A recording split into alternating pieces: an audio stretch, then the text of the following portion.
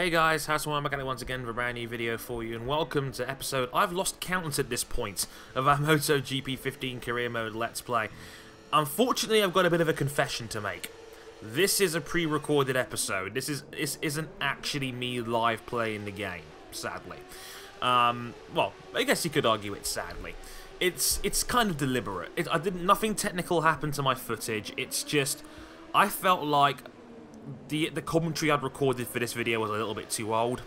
It was about 5 days old now, and obviously with the anticipation of Forza 6's release, I decided just to stack the deck in advance and basically just seeing in general how many episodes I could pump out. And good news for those Forza 6 fans of you out there that are enjoying this series, I've got probably another 5 episodes in reserve ready to go. Yeah, so there'll be a lot more Forza coming through, and thank you to everybody that's been watching the series so far. I've absolutely loved putting it together. So you know that'll be delightful. But yeah, I mean, just to get that out there before we really got going with this, I'm going to put a little montage together of my last 2 races at Misano and Aragon, which didn't go particularly well for me, to be honest. But I wanted to talk about Misano, and it was a race so crazy I felt like you'd probably be watching this video expecting me to talk about Misano, but I'd have a commentary that was a week old. So I thought, let me just replace it with this one and see how that works out instead. But Misano, wow. One of the greatest races in the history of the sport. Not even joking. The sheer unpredictability, absolutely ridiculous. I mean, the Moto 3 was a great race. Moto 2 was your usual Moto 2 fare, really. But MotoGP, it was like an Assen situation from last season all over again, where it literally started raining right at the warm-up lap. So, you know, it wasn't too heavy to start off with, but the riders were all kind of going a little bit easy.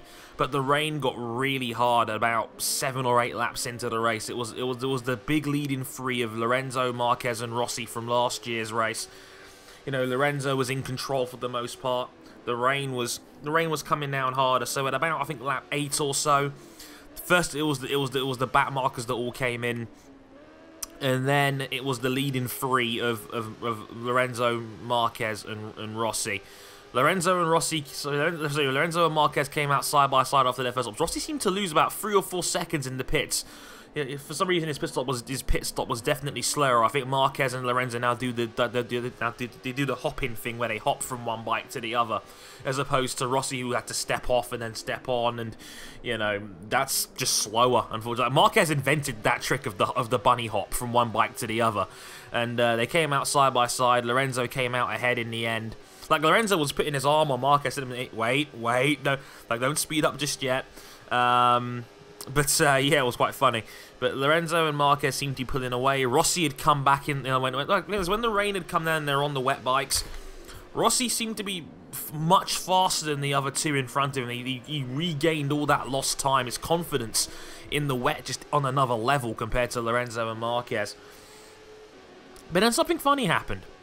The rain stopped, and the track was drying out quite quickly. And with about, I think it was something like 10 laps to go, it was a situation where I think it was Loris Baz was the first to blink, and he actually went back into the pits and changed back onto the dry bike again.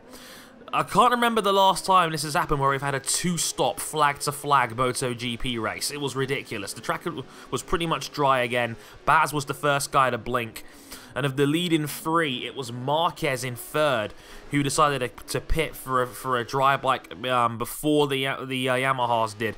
Lorenzo came in a lap later. Rossi came in a lap later than that. Rossi was the big loser here, or so we thought. But when they got out back on the dry bikes again, Jorge Lorenzo had a massive high side going in down the hill towards turn 6, I think it is.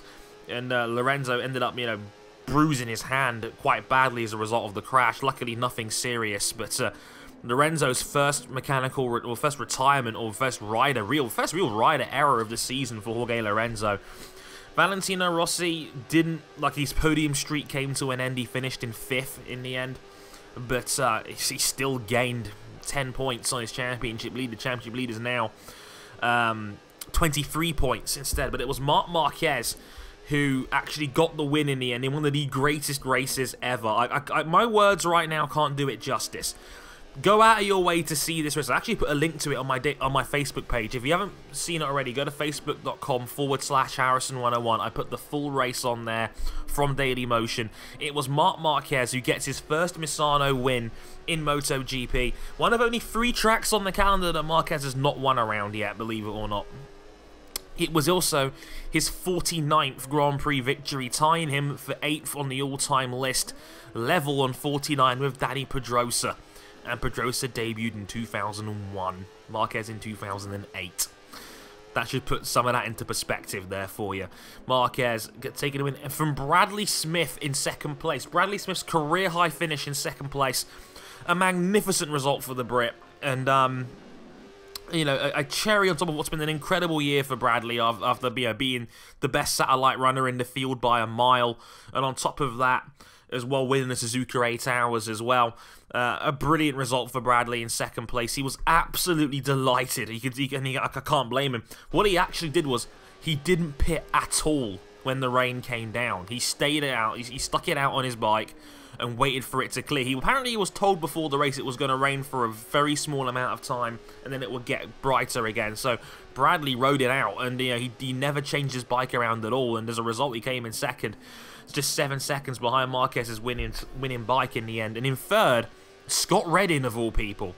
Scott Redding for the Mark VDS team, who actually crashed. Redding crashed on lap 6 of the race, but the bike was able to continue going, so he was able to get back on it and continue riding, and he ended up finishing 3rd as a result of not needing a pit stop as many times as everyone else did. So yeah, Redding in 3rd. The first time in MotoGP we've had 2 Brits on the podium since the Venezuelan Grand Prix of 1979, believe it or not.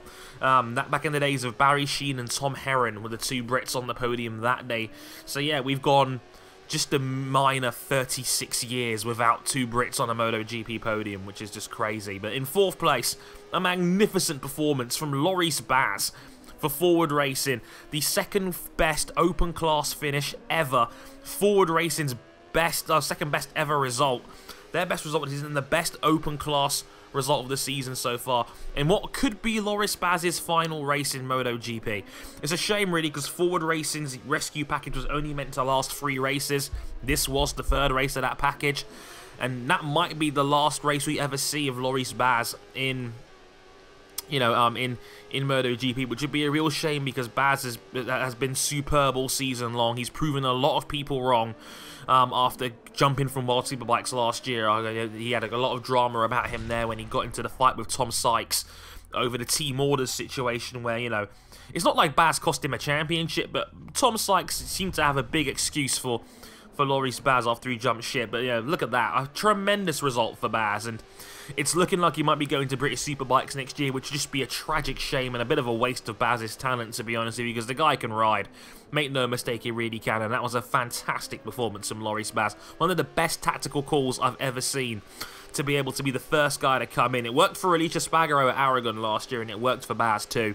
Valentino Rossi in 5th. Another superb result for Danilo Petrucci in 6th place. The top Ducati in the field again. Brilliant job from Danilo. He's now on the GP 14.2 for the first time this season. And again, he's justifying just how brilliant he's been all season long with another superb result. And another 10 points in the books. Andrea Iannone in 7th place, beating his teammate Andrea Dovizioso again in 8th place. Dani Pedrosa struggled in the end, finished in 9th. Alicia Spargaro in 10th place, rounding off the top 10 ahead of Cal Crutchlow. Jack Miller in 12th place. Mike DeMeglio in 13th, Maverick Vinales in 14th, and Alvaro Bautista taking the last of the points in 15th place. 5 non-finishers, Michele Pirro, who never really got it going off the start line, sadly, because he stalled the bike on some kind of technical problem with Michele Pirro, because he qualified in 6th, and he was the top Ducati in terms of qualifying, which is a huge shock to everybody, on the test chassis and all, so brilliant job for Michele Pirro, the policeman there. Unfortunately, never really got it going.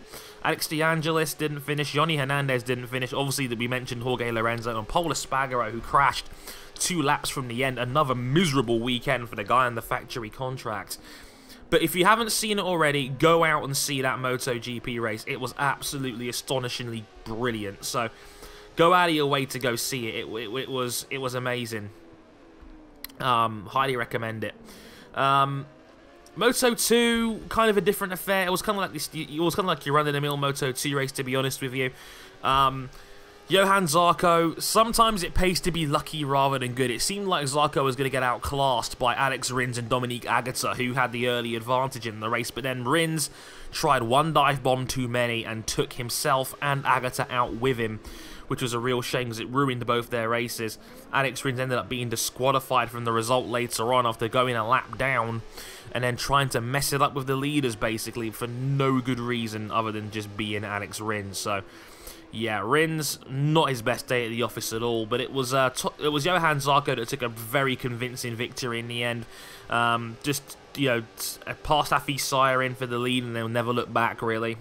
Simone Corsi was up there as well for a little bit. But, no, it was Zarco that took his 6th win of the season, and I believe now his 12th consecutive podium finish in Moto 2. He's having a ridiculous season. Rabat in 2nd place, a great comeback from him. He struggled early on, but once he got the front end grip down, he was very fast indeed. Got up to 2nd place in the end, and a welcome return to the podium for Taka Nakagami in 3rd for the Idemitsu Air Asia team. I remember him a couple of years ago from his days at Italtrans, where he had a run of 4 consecutive 2nd places and just didn't quite have it in him to get that first win. But wonderful to see him back on the podium. The guy is very fast when on his day, and I find it confusing what's happened to him in Moto 2 the last couple of years. But Taka Nakagami, his first podium since this very Grand Prix 2 years ago. So well done, Taka, on that one. Simone Corsi, his best result of the season, in 4th place. And Julien Simon was top speed up there in 5th place. Great result from the former 125 champion, ahead of Jonas Volga, Lorenzo Baldassari, Sandro Cortese, Luis Salom in 9th, and Thomas Luthi in 10th place, rounding off the top 10 there. Quite a few non-finishers. We had Alex Rins, Ricky Cardus, Mika Kallio, who's now gone from Italtrans. He's been replaced by Edgar Pons for the rest of the season.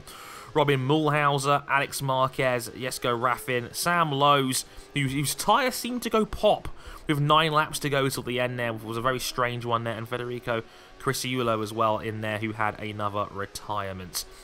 On to Moto 3, and Moto 3, well, it was another fantastic scrap, really, but it was a big leading pack of 5 or 6 runners, and in the end it was Enea Bastianini who finally, after 6 career 2nd places, finally got his first win in Moto 3. A well-earned result. He took a fantastic pass at 125 miles an hour through the triple right-hander on Misano towards the back end of the track on Miguel Oliveira. Oliveira looked like he was in control for most of the race, but it was Enea that did just enough to get the win.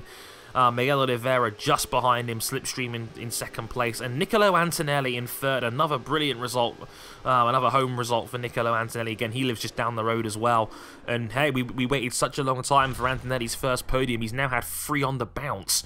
So well done him. Romano Fenati in 4th, ahead of Brad Binder in 5th. Championship leader Danny Kent down in 6th and was punished for exceeding the track limits on multiple times. All the F1 fans probably ripped off their cocks in excitement. But Danny Kent struggled there in 6th place, and he's given up another 15 points to Enea Bastianini in the championship. I'll give you a quick rundown of those championships very, very shortly.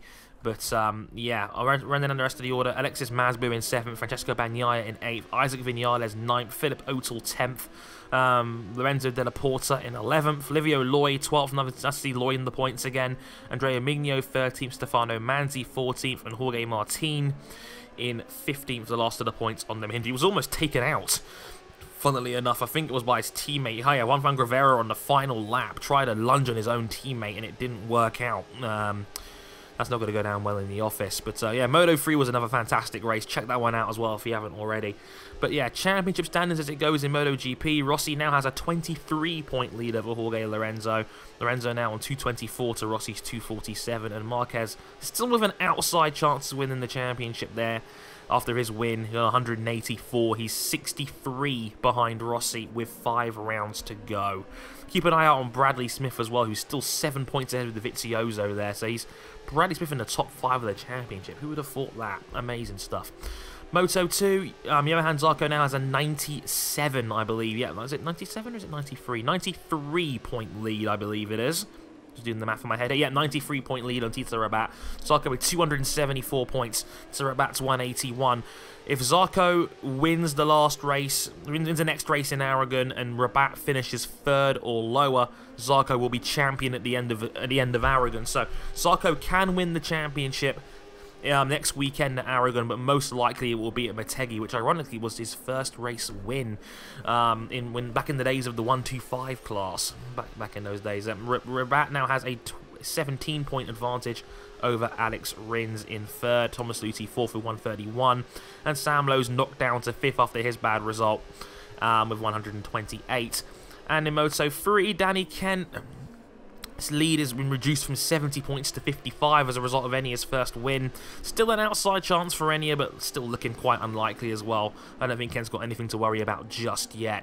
Enya in second, Romano Fenati in third with 139 points ahead of Miguel Oliveira in fourth with 134. And look who's creeping up the board. Nicolo Antonelli, with his superb run of form, is now in fifth place with 126 points ahead of Efren Vasquez, who had a crash from the leading pack, unfortunately.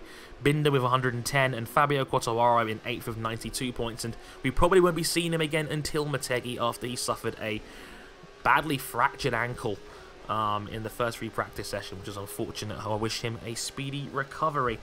A couple of bits of news as well. Romano Fenati is going up to Moto2, but in 2017 with the Sky VR46 team. They're expanding to 3 bikes in Moto 3 next year, and it looks like they'll have a Moto 2 team, but not this next season, the season after in 2017. That's news. As well as Miguel Oliveira, who is actually going up from Moto 3 to Moto 2 next season, but with the Leopard teams. That confirms what we all already kind of knew, that Leopard will have a Moto 2 team next season to go with their Moto 3 team, and it's looking very much like Miguel Oliveira and Danny Kent will be the team, which seems very strong on paper. That's a very good 2-bike team. So yeah, that's most of the major news taken care of as well. Let me know what you guys thought of Misano if you saw it already. It was an absolutely ridiculous race, and if you've got any questions you'd like me to answer for next episode, I'd love to hear your thoughts on those as always. But until next time, I've been Harrison101. Thank you very much for watching, and I'll catch you guys next time. Sayonara.